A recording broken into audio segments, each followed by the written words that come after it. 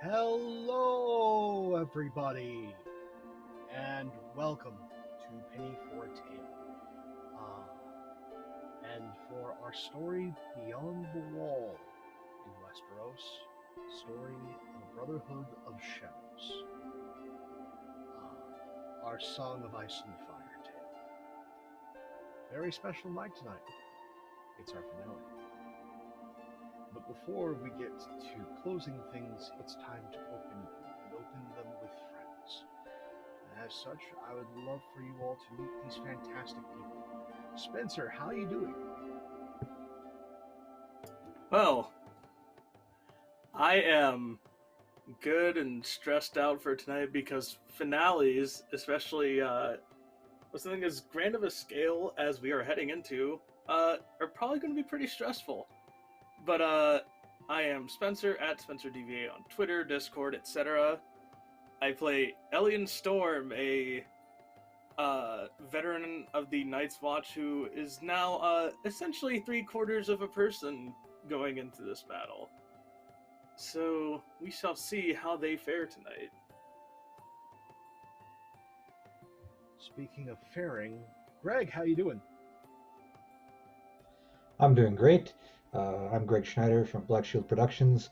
I'm playing Stryke, the weathered ranger of the North, who last session got to meet the child of the forest and look into their eyes and perhaps see that there's a destiny there waiting for him tonight.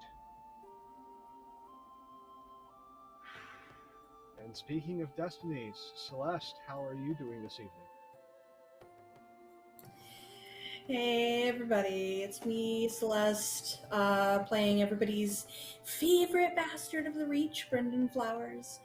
I think it's going to be a wild ride tonight, and I think Bryndon's going to come out on the other side, come out of the other side twice the man he was before. So I'm ready. Let's go. Oh, on that hopeful note, for those of you who may be joining us for the very first time, thank you, and let me bring you up to speed. Our story starts, and may very well end, Eastwatch by the sea, along the Great Wall of Westeros. The wall that separates, well, as the Westerosi would say, civilization from the great wilds of the north. The white, the cold, the bitter, and the strange. And it follows a bunch of greenhorns with a small contingent of veteran brothers as they're going to go and, as the commander at the time would say, get blooded. Reports of dire wolves, a strange sight out towards Eastwatch, as dire wolves are creatures that need plenty of prey, plenty of space to move. Not a creature of the coast, creature more of deep forest or even the mountain ranges up here.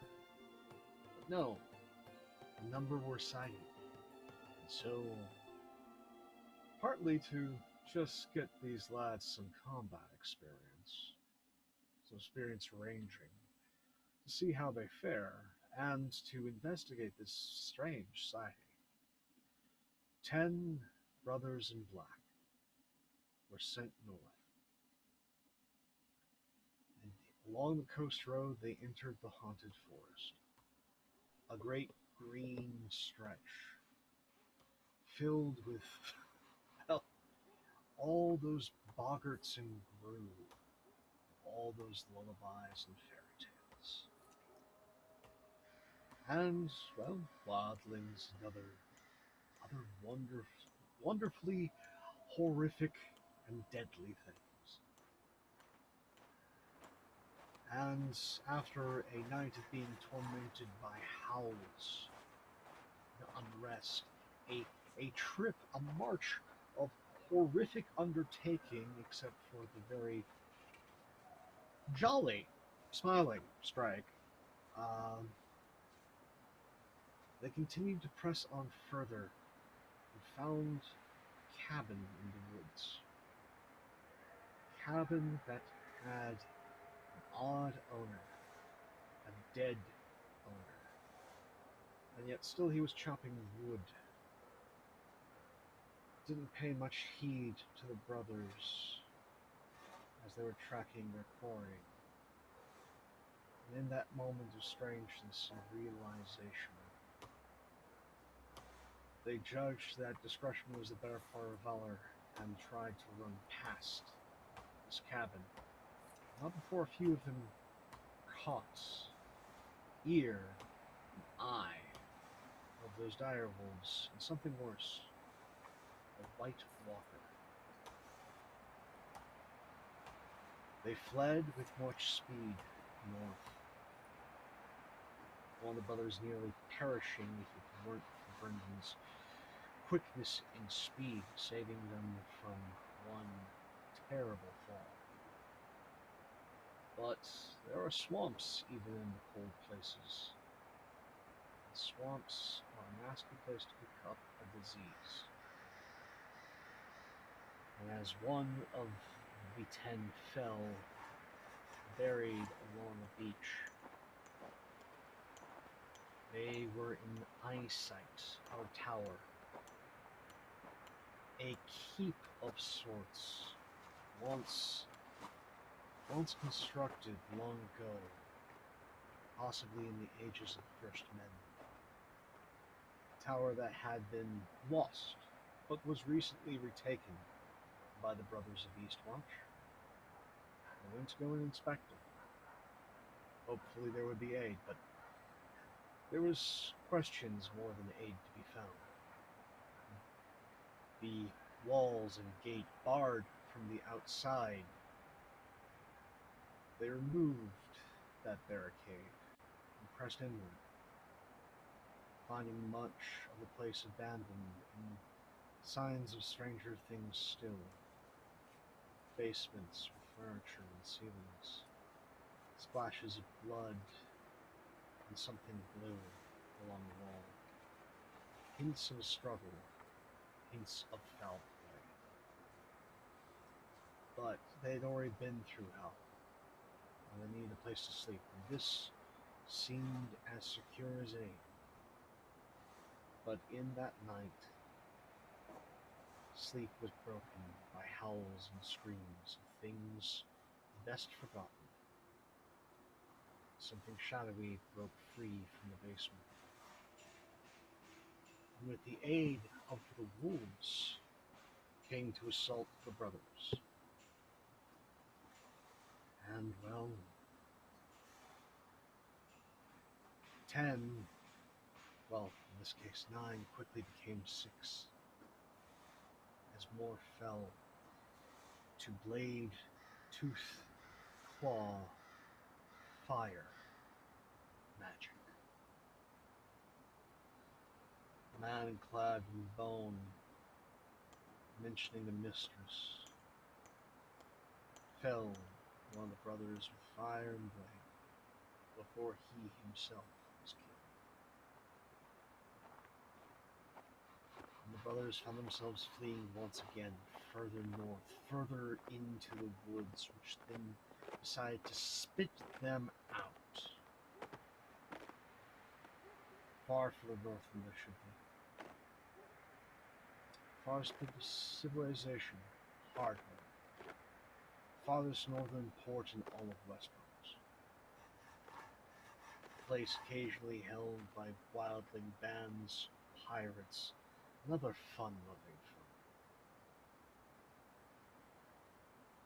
They bartered their way, found a healer to patch their wounded, and try and get an assessment of what the hell was going on. They found more mysteries and more peril. Tales of survivors from the tower pressing further north for some sort of strange cache.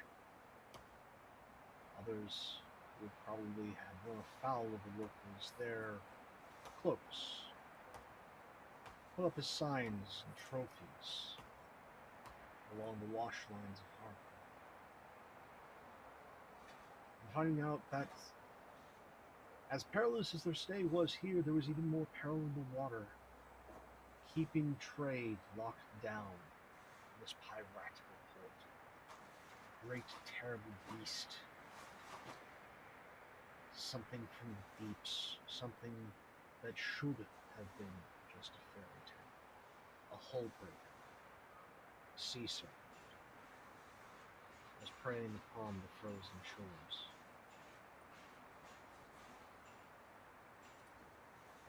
But with strange tidings here in far north, Elyon found his wounds healed. So did Brotherhood's.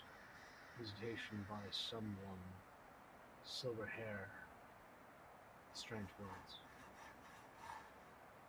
Stryke and Bryndon went off into the north to try and find more brothers, and they did. A young lad who had fled up north, found on the wasted shore as one of the black sail ships from Eastwatch had run afoul of this hull break. But found by brothers fleeing the tower. This young lad had been left as quartermaster for what gear they had, what gear they could not press onward with. But as they went to try and find the cache, they found yet another brother. One who was barely alive, but just alive enough to deliver weapons and a message. They needed to go south. Terror was on the wind. And this, in its own way, these weapons, this book that he carried, their deliverance. With the young Benjamin, Stryke, and Bryndon made their way back to Hardhome. And through misfortune, misspeaking, seduction, worse, got themselves a crew aboard a Scargosi pirate vessel. One with mad enough of a captain to try and take on the hull break. But when you're a cannibal, what's death except an invitation to dinner? And so they fought the beast. With harpoon, gumption, and maybe a little bit of luck. It was felled, but not before Elyon found himself in a drink. And as he was plucked from that oceanic grave, a terrible icy fate, he left something behind. The hull breaker doesn't like to part with anything. And so, a leg was lost, but a life was saved. Bitter hearts, bitter victories,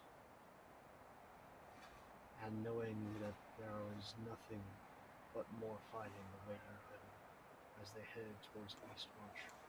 Yes, the victory was had, but not savored. Bitter tears, many losses, haunted men in the frozen sea.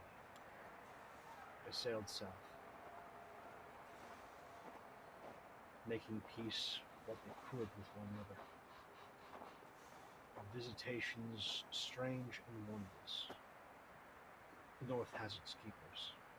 The North remembers. As a child of the forest found its way aboard the deck of the stone boats and spoke with Brother Stryke, a man who had left Westeros behind, a man who has found a home in frozen shores and green places. Instead, a manifestation of that land that he calls home in the face, was given a message and maybe a bit of hope. The brothers made it home to Eastwatch to find that the commander was dead, died to magic. the young Maester. Maester Mooten is now the commander and is trying his best to get the men ready and able as all hell bears down on Eastward. And this Brotherhood of Shadows, these men clad in black, are all that stand between Westeros and death itself. And on that note, where do we find Elyon? Well, I think the first thing they're probably doing once they get back is, if they have anything available, getting fitted with a proper prosthetic.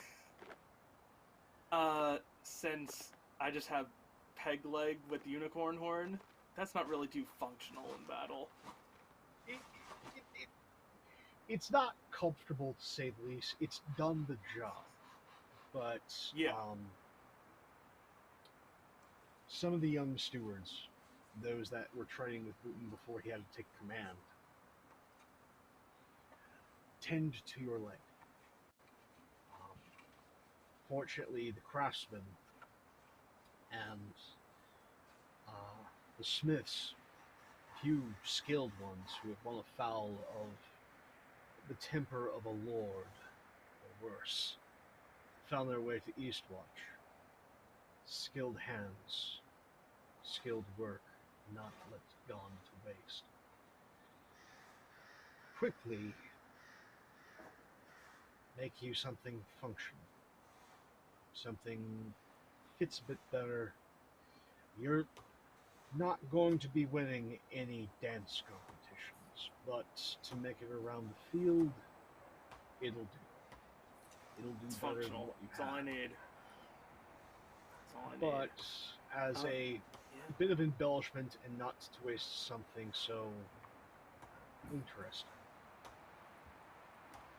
the craftsman decides to incorporate the horn into your new prosthetic as a bit of artistic embellishment along the front.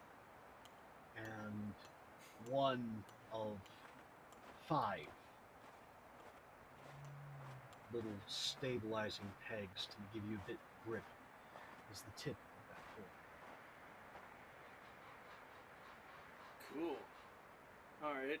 So- I guess they're just also gonna get geared up. They need weapons. They don't have anything, really. So, I think they're just gonna try and find a set of ringmail armor, or just ring armor that fits them. And, I think he's... Oh, sorry, go ahead. To get the ring armor, which is not something that's necessarily common here, mail is more common, more prevalent. I want you to give me a status roll. Ooh, boy, something I am very good at. Status, I'll even let you use stewardship. Don't have that, so we're just rolling a good solid 2 dice. Less is better than nothing.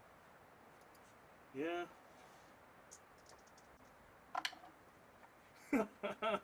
No, that's a 5. They don't have any ring armor that will fit you. They have stuff that is Okay. for slighter frames. Yep. As ring armor is more Uh-huh. something that you will find amongst, kennel masters and their ilk than Brothers of the Watch. So, Okay. do you want something lighter or heavier? Probably something a tad. That's a really good question that is not always fun to answer. Probably something a little bit lighter, because the weapon he wants to use, he's probably going to need to be a little bit more maneuverable for it. Okay. So maybe some like hard leather armor, if I can find that around here. You can find hard leather that will fit you. Beautiful. There's hide to patch the gaps real quick, but it is enough to hold at least for one battle. So Okay. yes, you have some hard leather armor. Beautiful. And then as it comes to weaponry, I think Elyon is sort of going big or going home in this sort of scenario. Okay. So he's going to try and look for a great sword if he can find it. Oh, fancy are we? Yeah. Go ahead and give me another status test. Oh boy. Not much better than the last roll. Actually, hold on. Let me look at. This isn't really influencing, so Blood of Valeria is not really going to help me here. Could I try? Could I try to intimidate somebody into giving me a great sword? Anyone who's wielding a greatsword ain't gonna be intimidated. Yeah, fair. So that's a 6. 6. You can get a bastard sword or a long sword, but there's not many great swords to spare. Fair. Also, who'd waste that much good steel? Yeah. Go ahead and go to some other people. I need to look up stats for both those weapons real quick, and I'll get back to you. As for all of my medieval historians, yeah, great swords not made aplenty until you had a regular usage of cavalry charges. A spear is far better at dealing with those than some great sword. Okay, you know what? I'll just go tried and true for what I started with. I'll just take a bastard sword. We'll go with that. You can get a bastard easy. Easy peasy. Hey! Plenty of them here. Thanks, Greg. Easy to find, easy to make. Yeah. So anything else is part of your shopping trip?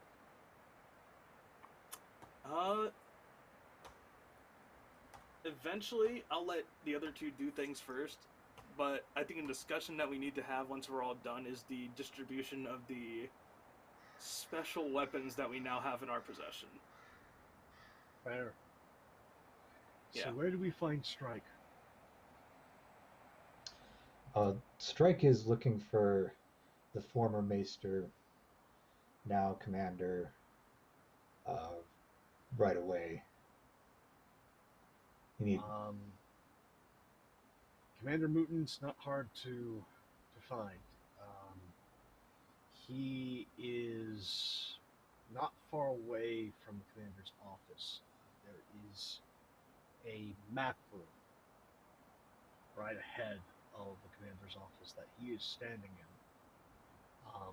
in, with a few of the senior stewards and one of the senior rangers.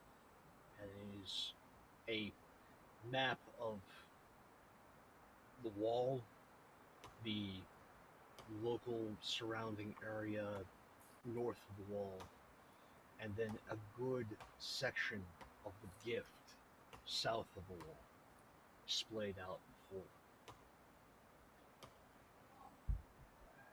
As you barge in, you hear a little bit of the conversation. So we hold as long as we can, if need be. Have the builders ready to collapse everything. Absolutely everything. We abandoned and do a fallback maneuver to Three Toes, which, if I remember correctly, that's our closest settler and a gift to here. Get them out, try and hold there while we have a contingent of all of our riders that are left make their way to the signal tower south of the wall. Light the beacon, and hopefully, if we're lucky, our brothers along the wall will be watching and send reinforcements.